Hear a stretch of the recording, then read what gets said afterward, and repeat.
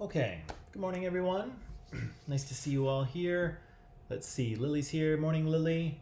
Good morning, Eliana. Good morning, Lim. Good morning, KC again. Good morning, Jenna again. Adalbert, good morning. Morning in Kamloops. Cindy's here. Good morning, Cindy. Good morning, Pearly. Mashid is here. Hello again, Mashid. Hello again, Karen. Min is here. Good morning, Min. Thika's here. Hello, Thika again. Ying is here. Good morning, Ying. And hello to Ella and to Chiffon. And that's it for now. So, a little bit of housekeeping before we start off. First of all, you'll remember that we said we're going to have our fourth quiz on Monday, and it's going to be on China. I'll post the lecture slide numbers in Microsoft Teams after class, but I think it's self-explanatory. It's going to be on China, okay? So quiz on Monday. The second thing we decided yesterday was that we wouldn't do the third micropaper because we're kind of running out of time. And so we're not going to do that one. Instead, we're just going to move right on to the final paper. And the final paper is going to take the place of the final exam. So it's, it's kind of a big deal. I will be creating that on the weekend, and I will assign it to you. I'll give you the assignment on Tuesday, and then you can start working on it over the next few weeks, okay? Over the next 3 weeks, because that's all we have left. Yeah, okay. I think that's what we decided. That's the recap. Today, what we'll do is we'll do a little bit of a recap of the ancient Greece stuff we've talked about. We've got some questions to answer from the video that we watched yesterday, and then I've got a little more video for you to watch, and then maybe a little something on Athens and Sparta. Depends how far we get, okay? Good morning, Carmen. Okay, so to jump right in here,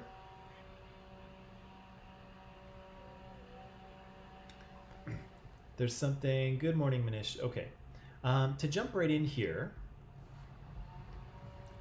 can you hear that thing in the background, people? And is it super loud or distracting, or is it okay? There's some dude with a leaf blower outside. Is it okay, or should I shut the window? What do you think? It's okay? All right. He's probably going to go away in 2 minutes anyway, so I just wanted to make sure.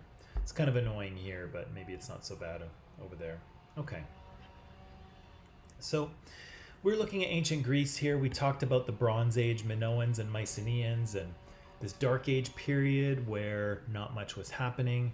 And then we saw kind of the Greek culture that we kind of know and love start to emerge in the Archaic period. And so we have polis showing up, right? Little Greek city-states showing up all around Greece and Asia Minor, around the Aegean Sea. We have the first Olympic Games happening. We have the writings of Homer and Hesiod, particularly the Odyssey and the Iliad, are written down for the first time. We have an idea of a pan-Hellenic culture, so kind of a Greek, sort of a Greek culture that extends all around the Aegean Sea. Okay, that's good. Thanks, people. Yeah, and the Greek writing system comes out of this period as well. So ancient Greek, the writing system is developed in the Archaic period, and it's different from the Mycenaean and the Minoan writing that came before. And so where we are now is we're kind of headed into classical, or we're finding our way into classical Athens, okay? And so I'm just going to jump ahead here.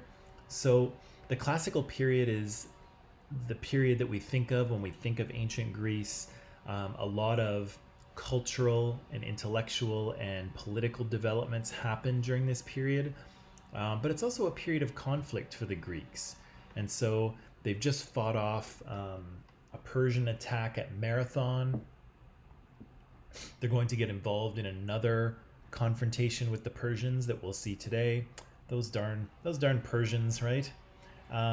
they're going to get involved in another conflict with the Persians. And then Athens is going to pick a fight with Sparta a little bit later on. And so there's lots going on. And of course, it will end when Alexander the Great conquers all of Greece and sort of puts this period of independent city-states to an end. Yeah, so here's our Greek world as we know it, right? Clustered around the Aegean Sea. And our the two main stars of our story, here, Athens and Sparta, two city-states.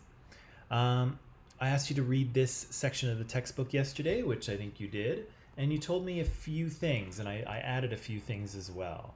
So tyrants are rulers who seize power without legal right. Okay, and so this happens a lot kind of in archaic and early classical Greece. But a tyrant isn't necessarily a bad thing at first. It's just someone who has gained power in a non-legal way. But as time goes on, the Greeks start to view and understand tyrants as cruel and oppressive leaders, as you can see there. And so at the beginning, tyrant is a fairly neutral word. A little bit later on in this period, it becomes a negative word. And I think we still have that feeling around the word tyrant, that it's a negative thing. And I think in the video, in the documentary, Bettany Hughes says it's synonymous with an abuse of power, right? So in this period, we hear there is a tyrant named Pisistratus who illegally seizes control of Athens. So he gets the common people behind him. He gets the support of the common people, and he makes himself the ruler of Athens for about 30 years or so. As it turns out, he's not a bad leader. He does a lot of good things for Athens, and Athens prospers as a result. And so the people, not the aristocrats, but excuse me, not the aristocrats, but the common people support Pisistratus because he happens to be a good ruler. The problem is that his sons are not. They are kind of cruel and paranoid, and the Athenians don't like them. And so they overthrow these sort of new tyrants, and then they are kind of stuck because they have no government system. And so it falls to an aristocrat, Cleisthenes. Cleisthenes was involved in the overthrow of Hippias, of the first tyrant. And so they bring Cleisthenes back to Athens and they say, look, Cleisthenes, we need a new government system. Can you create one for us? And so Cleisthenes is kind of stuck because he knows that if he gives power back to the aristocrats, they'll just keep fighting amongst themselves, trying to gain power over other aristocratic families. And it's just going to create instability and turmoil for Athens, right? So giving power back to the aristocrats doesn't seem like a good idea to Cleisthenes. But he also knows that if he creates a monarchy, if he puts a tyrant in power, it's the same problem that we had with the tyrant Hippias. If you have a good leader, if you have a good tyrant, then everything's fine. But if you get a bad one, things are not fine, and there's no way to get rid of him, right? So Cleisthenes is kind of stuck. These two earlier forms of governmental rule, they don't seem to work for Athens. So what to do? Well, as we know, he creates a democracy. And he creates a democracy for a few reasons. And some of these, I thought I'd throw these in. Some of these reasons we haven't talked about specifically, but I just thought I would include them.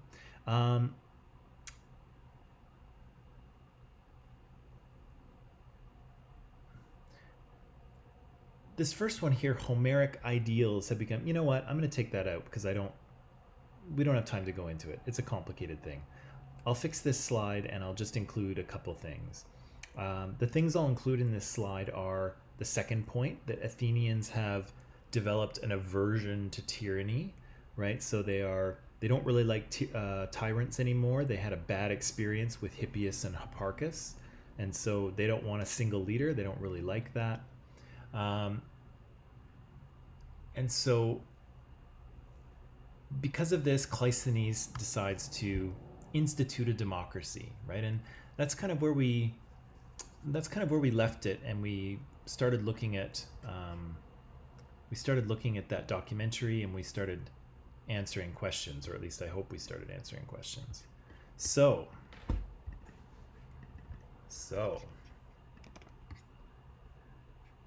let me ask you some questions. All right. So first question: who's the superpower of the day in the time of classical Athens? Who's the important world power that is kind of floating around?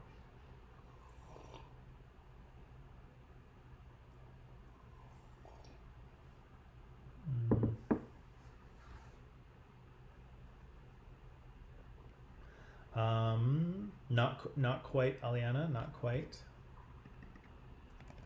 Not quite.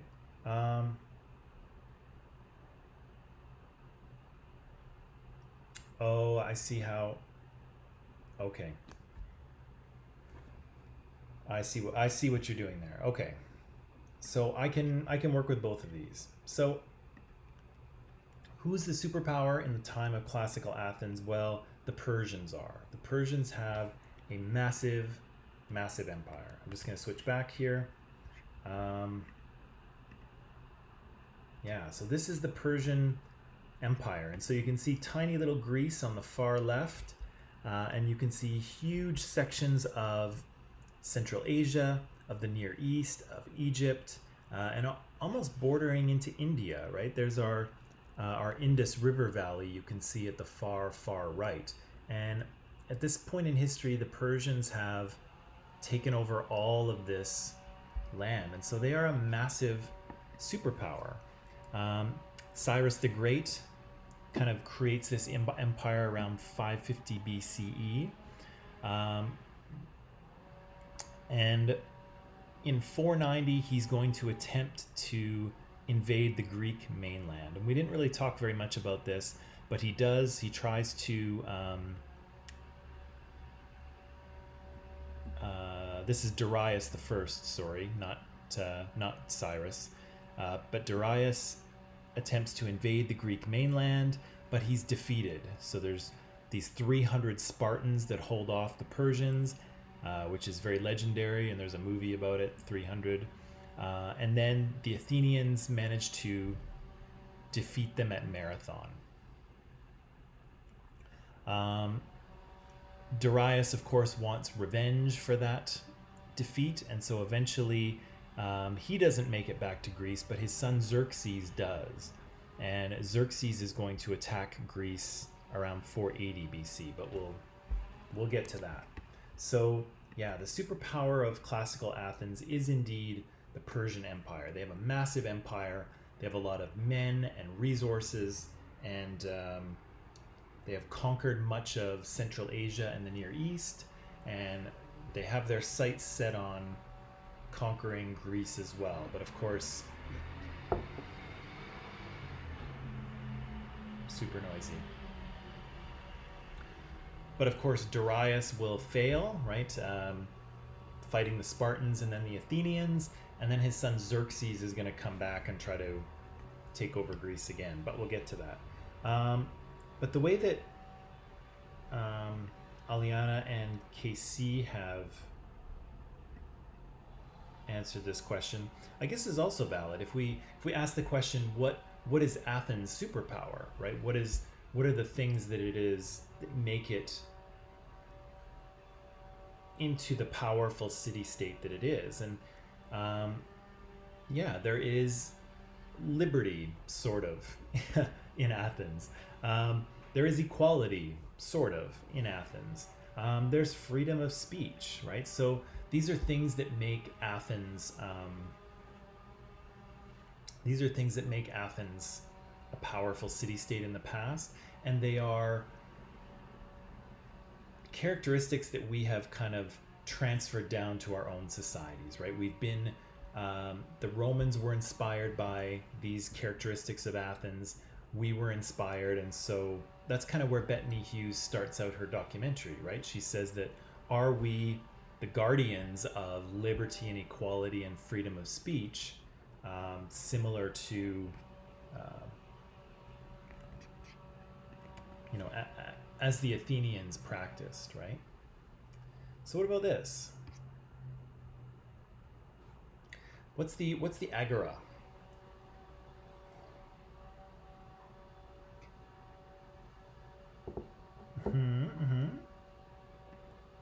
It is in the shadow of the acropolis. That's very, very poetic. So it's a place where people make sacrifices to the gods. Okay. Cindy says it's the center of the city where the Athenians came to buy and sell and to talk and to debate. It's the hub of Athenian life. One of the busiest places. One of the busiest places in the city. Yes. Yeah. It's the center of town, and it's a place where public life happened. So, people lived and worked outside of Athens, but everybody came into the Agora, to the center of town, to trade, to talk, to meet with people. It's the town center, right? The town square. I have some pictures here. So here's kind of a reconstruction of what the Agora would have looked like in the past. And of course, it doesn't look anything like this now. It looks like, a bunch of blocks sticking out of the ground in the middle of a modern Athens. So it doesn't really look like this anymore. But at the time, it did, right? And so you can see lots of big open space that people would have been able to walk through.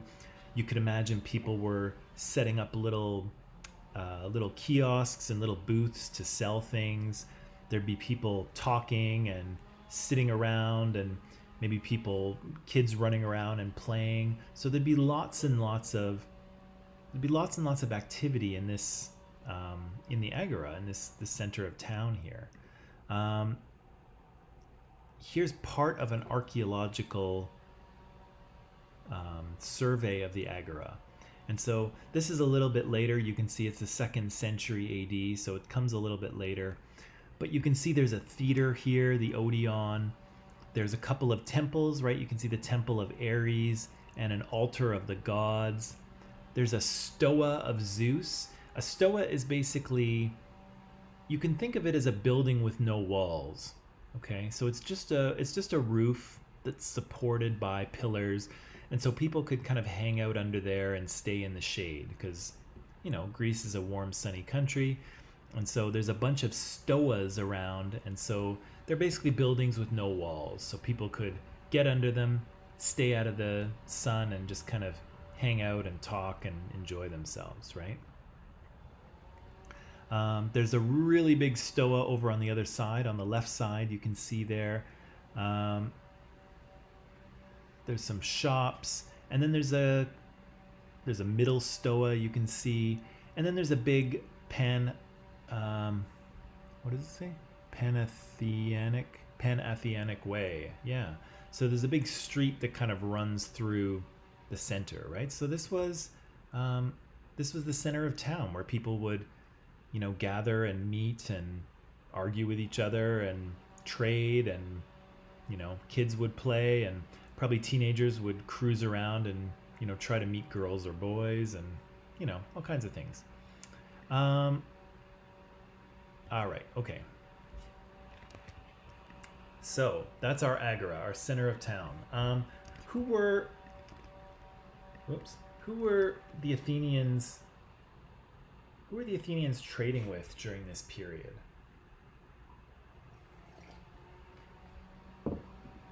Yes.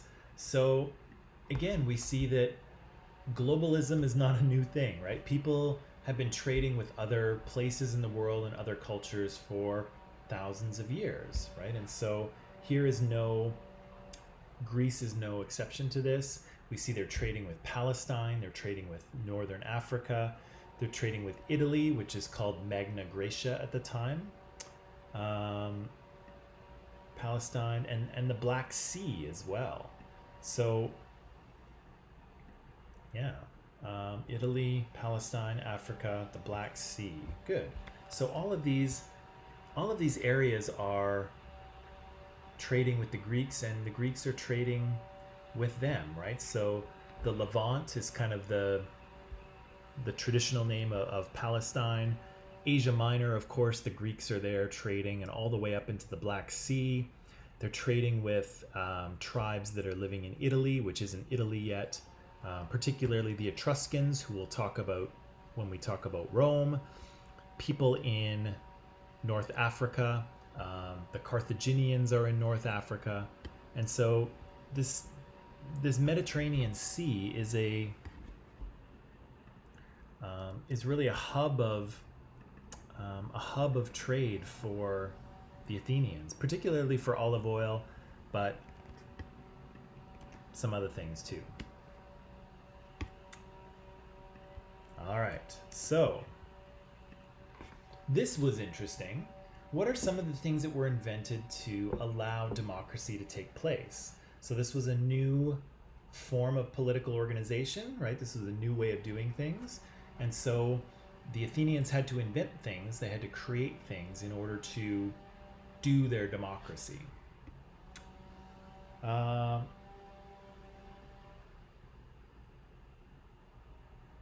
Let's see. I know I skipped one, but I'm skipping it because we kind of talked about it already.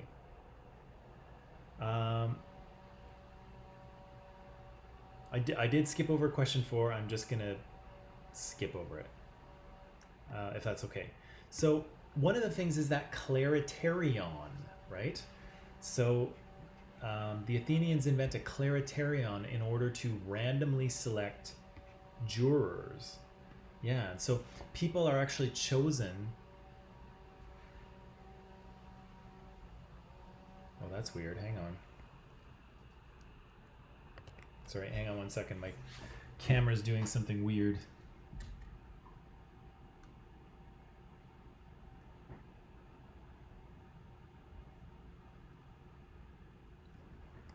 Oh, that's interesting.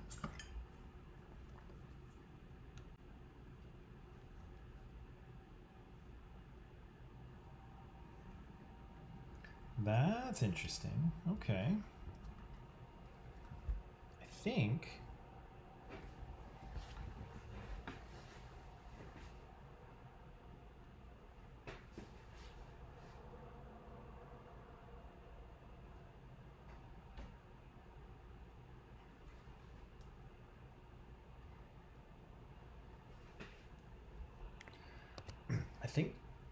Uh-oh, that's not right. Hang on.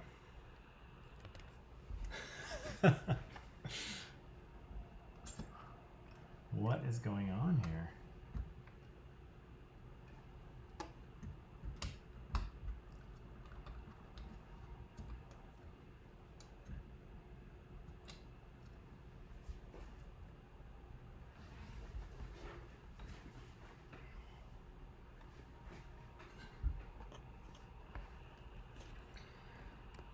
Okay, yeah, that's okay.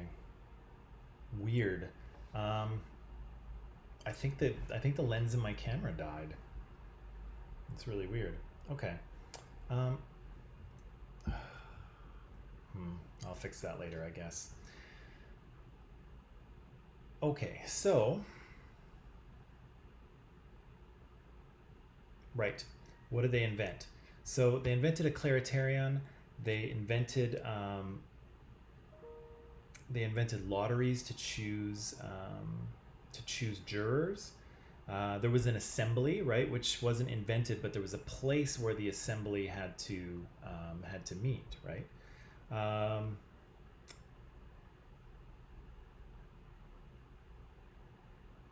Yeah. Okay. So let me show you some of these things. So one of the things that you might have missed here was the pnyx. Okay.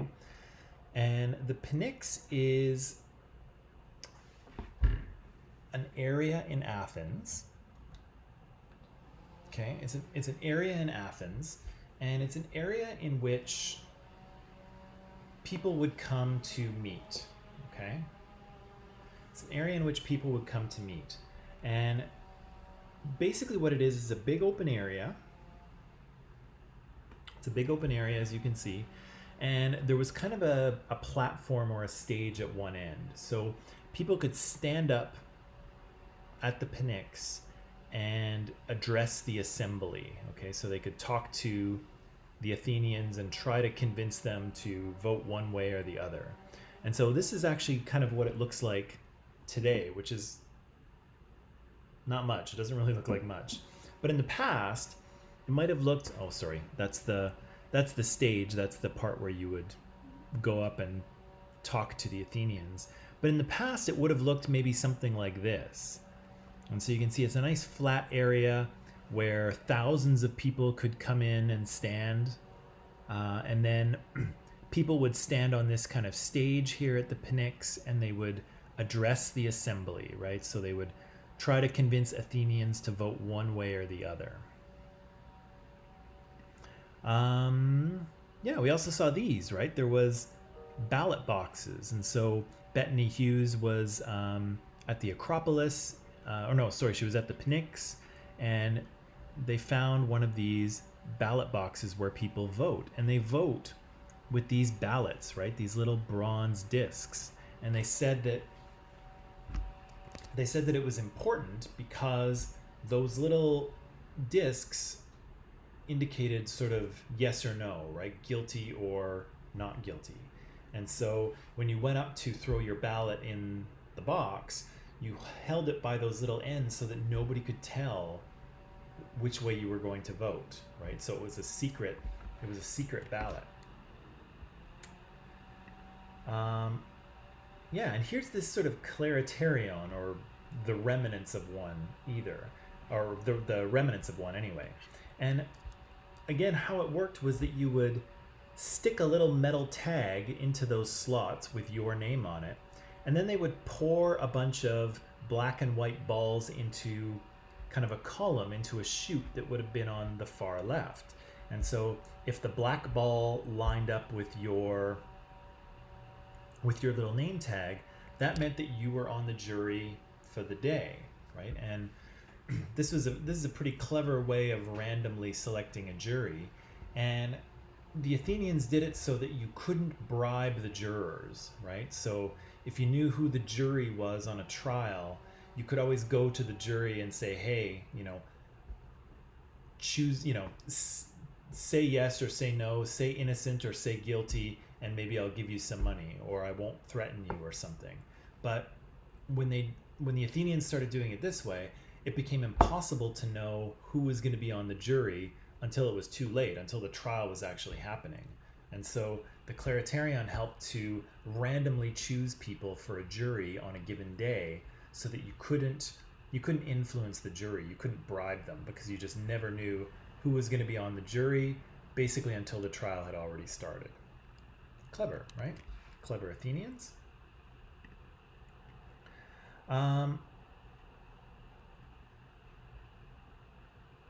Karen said that there were, let's do this first. I don't want to skip questions. I already skipped a question. So how did people become members of the Council of 500, or become magistrates, or become jurors in general? So Cindy says, ordinary citizens chosen at random for a term of 1 month. Yeah, so there were different positions, different magistracies. So as a magistrate, you would be responsible for different things. You were kind of like a government official as a magistrate. And so you would be chosen at random. To be a member of the Council of 500 or a judge, you are elected. Well, kind of, but you're elected randomly. And so, ordinary citizens are chosen at random. And so, imagine your government representatives, that you, imagine that your government representatives that you elect are not elected but are just chosen by random. So, you know, if we were all ancient Athenians, I mean, Pearlie could be, you know, she could be a judge, she could be a magistrate, and then, you know, a month later, not. Maybe she's just a regular citizen again. Or maybe she's on the Council of 500 for a while and then she isn't. But everyone randomly is chosen to take part in government. So there's not really any elections, there's just random draws, and whoever happens to be on the Council of 500 or whoever happens to be a magistrate does that job, which is pretty interesting, right? It's interesting to think that you could just be randomly chosen for a government office, right? Where's my slide on this?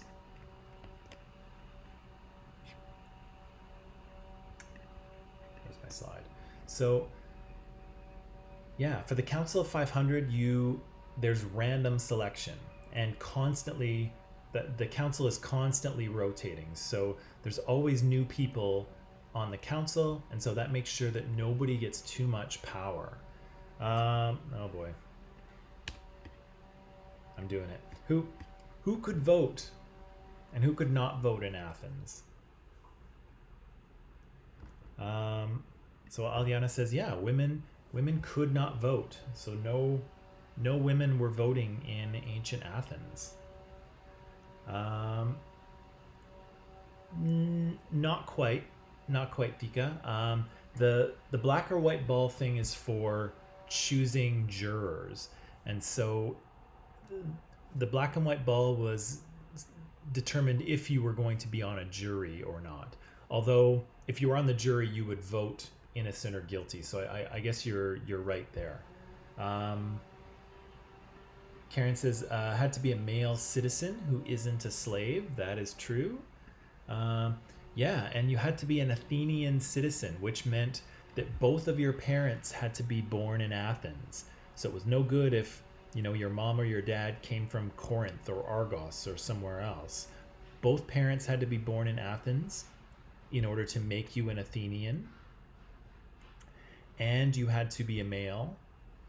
And you actually, they didn't say this, and you had to have gone through military training as well. So really, even in the population of Athens, not everyone was making decisions. It was only a small group of people who were able to participate in politics, or at least in who could vote anyway. That's way too much detail. That's way too much detail. So what else do we learn about women in Athens? We know that they couldn't vote. What else could they not do?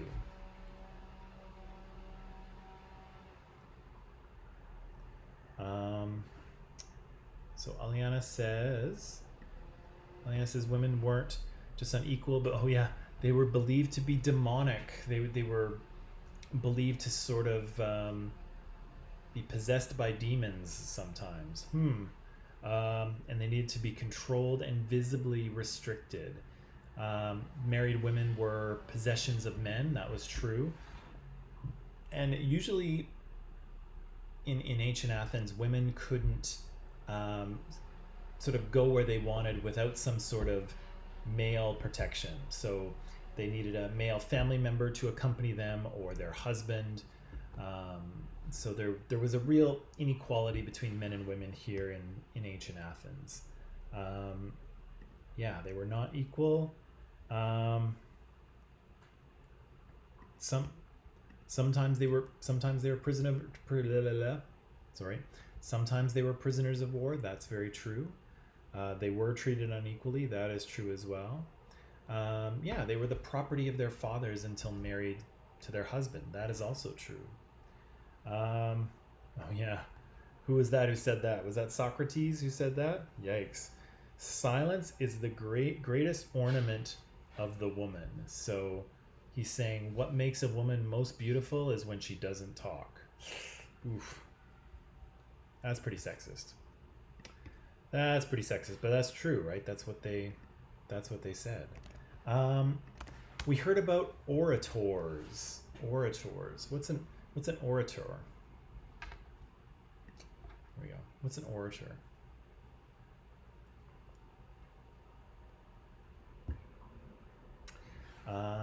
Aliana says they address large crowds, so you can get one orator to stand up against another, and then the people can choose who to stand with. Yes. So power in a democracy like this is not about being the king.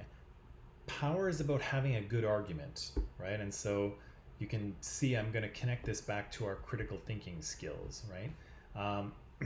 If you want people to agree with you, if you want people to vote the way you want them to vote, you have to give them a good argument, right? You have to convince them that what you think Athens should do is actually the right choice, the right move. And so there are people who in Athens and later in Rome who gain a reputation as orators, right? As good speakers. And so sometimes they make a living as orators before the assembly.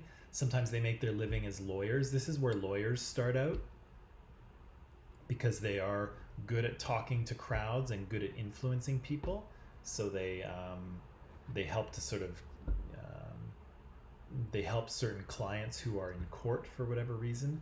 But yeah, orators are people who are good at rhetoric, right? They're good at convincing people. They're good at creating good arguments and speaking to large groups of people. So yeah, there's these orators there. We heard that the Athenians found a bunch of silver, right, at one point in their history. They find this huge amount of silver. They have basically won the lottery. They've got all this money, and what do they choose to do with it? And Aliana says, yeah, they build a fleet of over 200 triremes. Cindy says that it was built on silver. Yeah, so they've got lots and lots of silver. And so what they do, here I'll show you. Yeah, so this is a trireme, and we see this in the video yesterday, right? So there are these warships, so they're not for transporting cargo or anything. They don't have any room for that. All they have room for is a couple of hundred rowers, maybe not a couple hundred rowers. I forget how many rowers there are. Maybe a couple hundred rowers, and the front of the ship has a big metal battering ram. And so what you would do is you would row this thing as quickly as you could, like a missile, crash it into the enemy ship, and then back off and let the enemy ship sink. Okay. Sorry, 1 second here. There. Yeah. So these triremes are really, really fast. They're really maneuverable, and they are deadly because they fly into enemy ships, punch a big hole in the side of them, back out, and then the enemy ship sinks. And so the Athenians are really successful with these triremes, which they now have a pretty big fleet. And again, Themistocles, who is a Athenian general, convinces the assembly that they should spend that money on ships. And secretly, he's kind of worried that the Persians are going to come back. And so if they do, Themistocles feels that they're going to need a fleet. And fortunately for Athens, they vote yes. They build that fleet because, again, the Persians do come back. Okay, so what is a trireme? I think I just said what it was. And so this last question has to do with when the Athenians hear that the Persians are coming. Okay, so again, Themistocles is concerned that the Persians will come back. He convinces the Athenians to build all of these warships, which they do. And then the Athenians get word that the Persians are on the march. They are headed towards Greece. And so what do the Athenians do? Oh, that's the one for the triremes there. That's correct, Cindy. By the way, that's totally correct. Um, so Aliana says to get advice. So the Athenians go to the oracle at Delphi, right? So they go to the oracle of Apollo and they say, "What can we do to defeat the Persians? What strategy should we employ? What's going to save us from this awful threat?" Right? And so she says that the oracle of Apollo says um, that Zeus grants to thrice born Athena a wooden wall. So, again, often these oracle messages are very kind of cryptic and confusing, and you have to kind of interpret them. The oracle doesn't usually just give you a direct answer. And so, you're right. She says, the oracle says something about that Athens will be saved by a wooden wall. What does that mean? And so, to Themistocles, of course, he says it means the Navy. We are going to protect ourselves not with a real wall, Donald Trump, not with a real wall, but with triremes, right? With Athens Navy that they've just built. Yeah. So those are excuse me. Those are the wooden walls that she refers to, or that the oracle refers to. Whew. Okay. So that's good. Good work. Come back. Well, let's take a little break. I'm going to see if I can figure out my camera here. I'm not sure what's going on. Come back in 10 minutes, and then we will look at that documentary again and sort of go through the next phase of this story. Okay, so take a quick break, and I'll see you shortly. I'm going to try and look at this camera thing. Okay.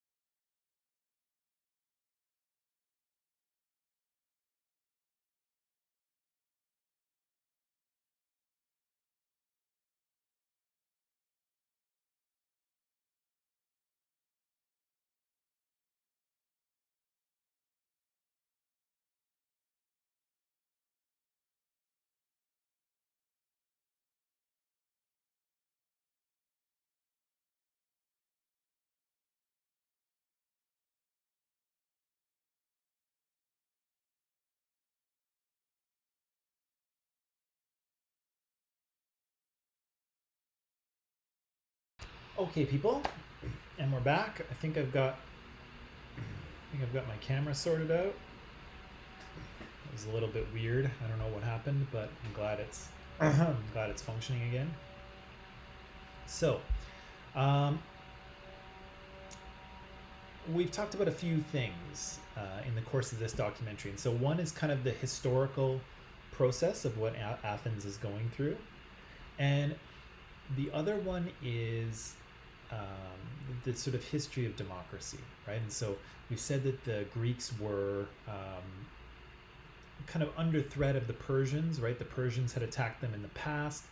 They had managed to defeat the Persians in kind of a fluky, lucky kind of way, but Themistocles, for one, knows that the Persians will return and that they won't get so lucky a second time, and they need to be ready.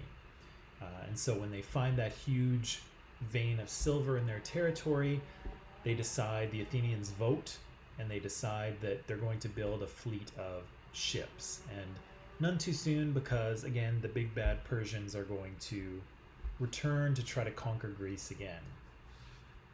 And the second thing we see happening is the development of democracy. And so, given the choice between aristocratic rule, where the aristocrats are always fighting with each other, trying to gain power, or a single leader who can be good or absolutely terrible, depending on who the leader is, Cleisthenes creates a democracy. He gives power to the people, and people vote. People vote in the larger assembly. They serve on smaller councils, like the Council of 500. They act as jurors. They act as magistrates, and everything is on a random basis. So anyone can serve as any part of the democratic structure. So it's very much direct democracy. Individual people are running the government and making decisions for themselves, right? So that brings us to the next part of our documentary. And so in Microsoft Teams, I have posted the next section of the documentary that I want you to watch, and just a couple of questions, not so many as the first time, just a few questions. And so what do we have here? So 29, 39, so we've got about 16 or 17 minutes. Okay. So what I'm going to do is I'm going to turn you loose to watch that. Go to Microsoft Teams. You'll see the time section that I want you to watch of this documentary. Watch it, answer the questions. There's only a few of them this time.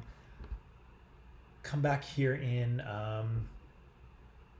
about 20 minutes or so, and then we'll talk about the answers to that, okay? So go watch, answer the questions, and I'll see you shortly, okay?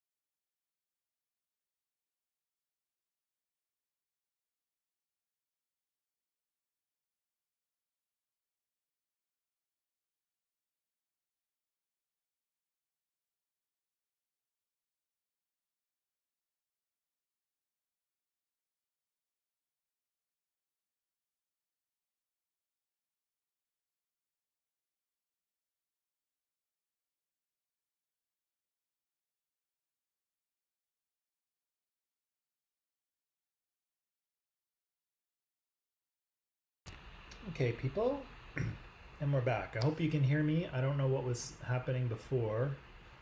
It seems like I've got sound, but hopefully that's the case.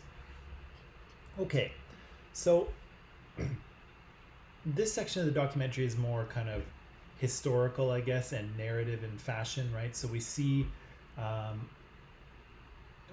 Athenians build this fleet of warships, and of course, none too soon, because the Persians are on the march and they come to attack Athens. And so the oracle of Apollo tells the Athenians that they will be protected by a wooden wall, which Themistocles, of course, interprets to be his warships, right? His fleet of triremes. And so what happens? What happens there?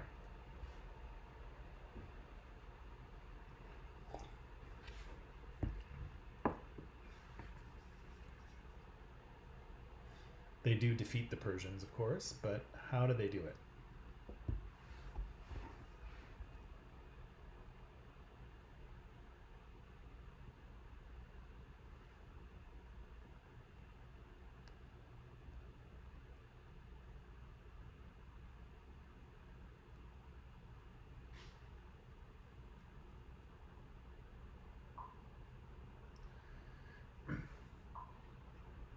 Okay, so excuse me. So whoops. So Aliana says the trick is to ram the enemy and quickly back off before the enemy can do damage to you. Yes. So that's how these triremes work, right? You've got a couple of hundred people, a couple hundred guys rowing as hard as they can, turning this ship into a missile. And so you punch a hole in the enemy ship, and then you back off really quick, and then their ship sinks, and then you can kill them in the water, right? Perley says the Athenians sent a message to the Persians saying that the men were deserting, right? So Themistocles is very clever. He sends one of his men to the Persians saying, the Athenians are going to run away. They're totally scared. If you go into this strait by Salamis, you'll be able to capture their fleet and defeat them. The Persians believe this little lie, right? And they move in. So the Persians are tricked into battle, or they're tricked into coming into this narrow section of sea by Salamis, right? Which is exactly where the Athenians wanted to have this battle, right? So they kind of sucker the Persians into this narrow area where they can do battle with them. So they lure them into a trap into the Strait by Salamis, and it was really narrow. So the Persian ships had to kind of come in kind of one at a time, very slowly, and then once they got in, they were in kind of an awkward position for them.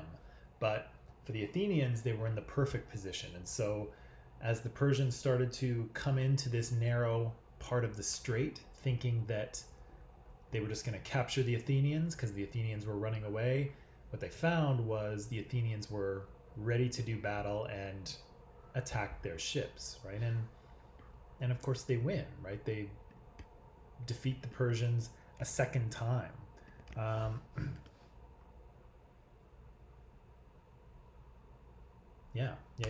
So this is a big victory, right? Because again, you saw the size of the Persian Empire. Athens is a tiny little city-state in Greece. They don't really have any business winning, but they do anyway. They manage to win. The Persians go home. They can't sort of guarantee the safety of Xerxes, the king, and so they pack up and they head home. And so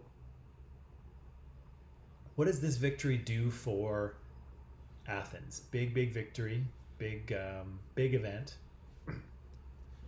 So Aliana says they got more money because they were providing protection. Yes. So once the Persians leave, the Athenians say to other Greek city-states, hey, let's build an alliance to protect ourselves from the Persians coming back again, right? So they create this thing called the Delian League.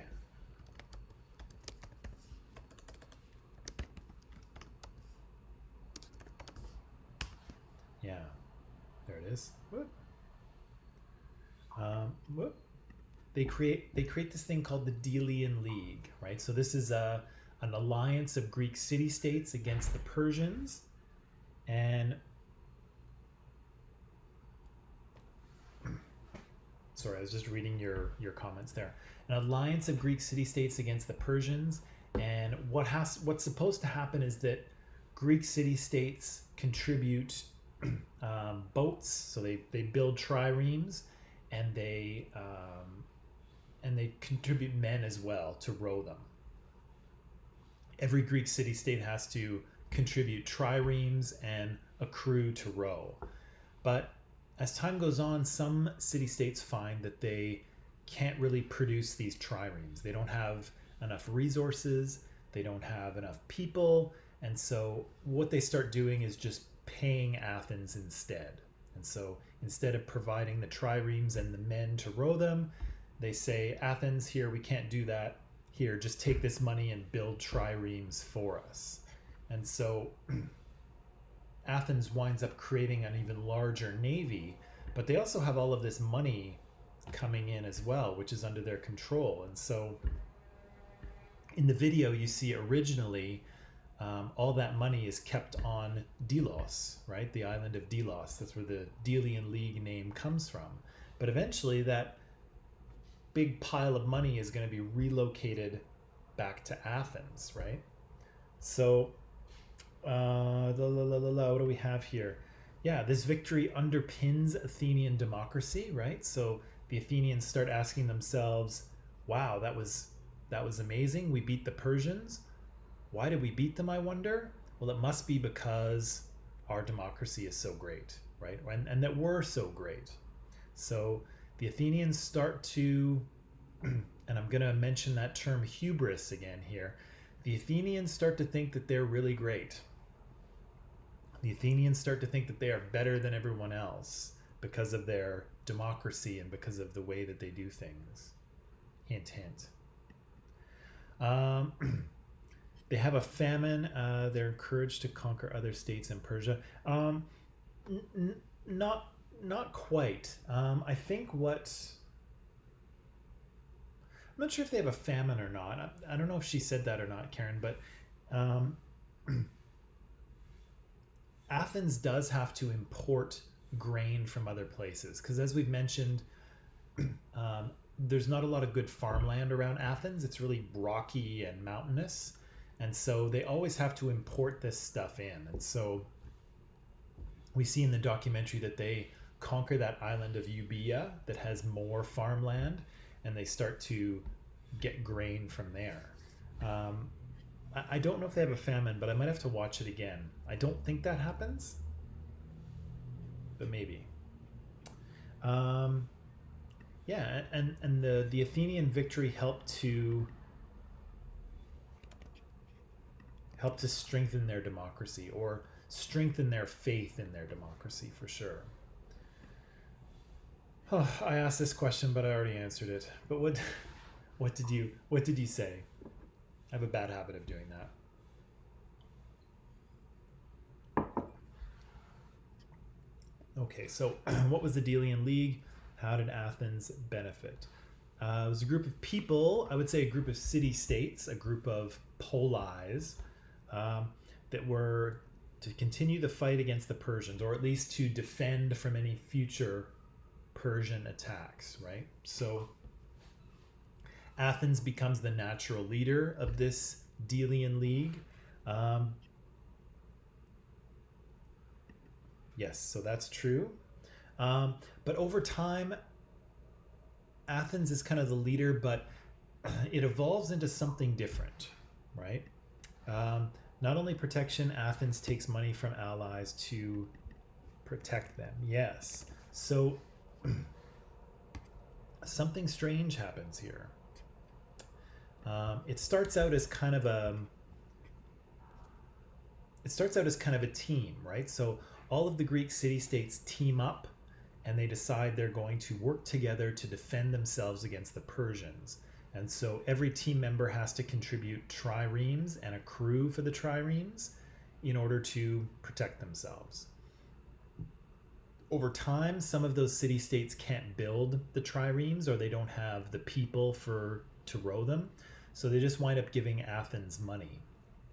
But over time, Athens begins to see itself as the leader of the Greek world. And so instead of a bunch of city-states teaming up on an equal basis to defend against the Persians, the Athenians start to take more power. And they can, because they've got a fleet of warships under their command.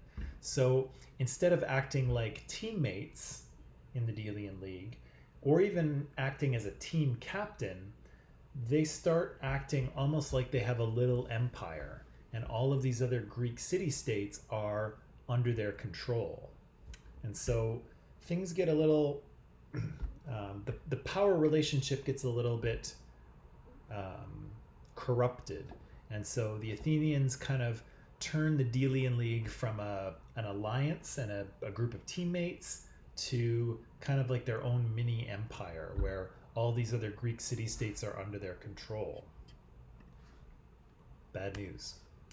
And then finally, last one. The Parthenon. Why is it built, and what does it represent? So the Parthenon is the sort of network of buildings that are on top of the acropolis, and so that really high part in the center of Athens.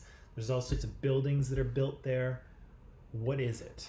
And so Aliana says, yeah, it's a bank where they put all of their treasury and their money. That's true. And it had the biggest temple in Greece as well. So basically all the pictures you see of the Parthenon from today, what you're looking at is the temple of Athena. And so that big rectangular building with all the columns out front, that's the temple of Athena. And so Pericles, who's a prominent Athenian at the time, he convinces the Athenians to build this massive complex of buildings on top of the Acropolis. There's a treasury there, they can keep all their money, but there's also this massive temple to Athena. And Athena, of course, is the patron goddess of Athens, right? And so Aliana also says it's a symbol of how Athens asserted itself over smaller states and used it to glorify itself. It definitely wanted to glorify itself, right? It definitely wanted to. The Athenians felt like they were a major power, that they were a great city, and so they felt that their city should actually look like a great city. And so Pericles spends lots of money to beautify Athens. And so the Parthenon is actually just one thing that he builds, but it's a major thing. Pericles says to create for the people a symbol of their own imperial glory. Yes. And actually we might want to mention there as well that they are, the glory of the Athenian people is represented on the Temple of Athena. So the Temple of Athena is that big rectangular building. I have some pictures of it that I'll show you maybe tomorrow. And inside there's a massive statue of Athena herself. But interestingly, on the outside, around the edges, what you see are carvings, not of Athena or the gods. You see carvings of the people of Athens. Okay? So outside of the temple, there are representations of the people of Athens. And this is very different, right? Usually on temples you see representations of the gods or the heavens or things like that. You don't see the regular people represented on the temple or in the temple in any way, because that's the home of the god.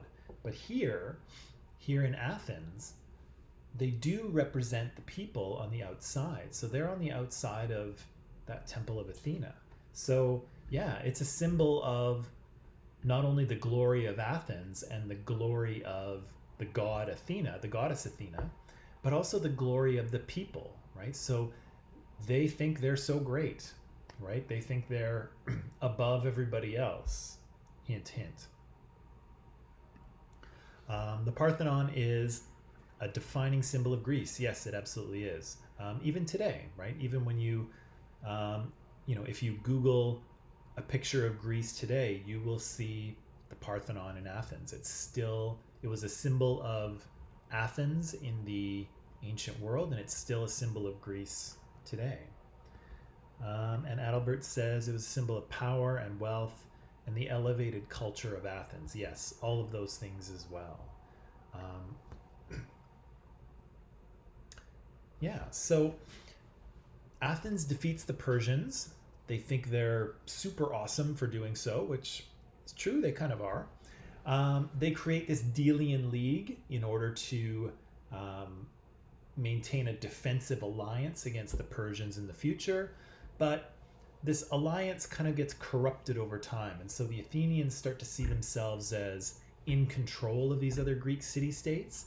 And so what starts out as kind of an alliance and a team winds up almost turning into an Athenian empire, with Athens in control of all these other city-states and this massive navy. So if any of these city-states don't go along with what they say, they have warships to back it up. So again, the Athenians come to see themselves as kind of the masters of the Greek world, which is mostly true. The only problem is that there is one Greek power that can still challenge Athens, and that's Sparta. And so that's what we'll talk about tomorrow. We'll talk a little bit about Athenian life, but we'll also dig into the Spartans a little bit and see who they are before we see how this all goes horribly wrong for the Athenians. But maybe what I'll do is I'll stop there.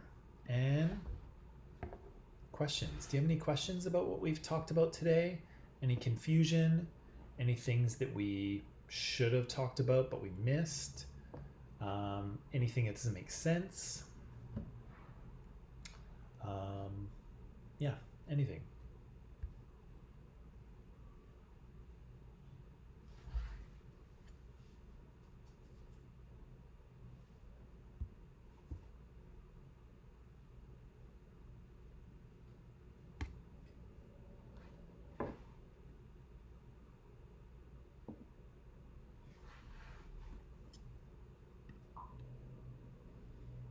Nah, okay. Eliana says nah. That video, I think we need more time to understand. Yeah, there's a lot in the video for sure, Jimmy. You can always go and give it a second watch now that we've talked about it a little bit and seen some answers. It might make it might make a little more sense the second time. But I will say also there's a lot of there's a lot of stuff in there, and sometimes you need a little more background than we have time for. So I know sometimes it might be a lot. Okay, so Sam is good, Thika's good, Carmen's good, KC's good, Sheed is good.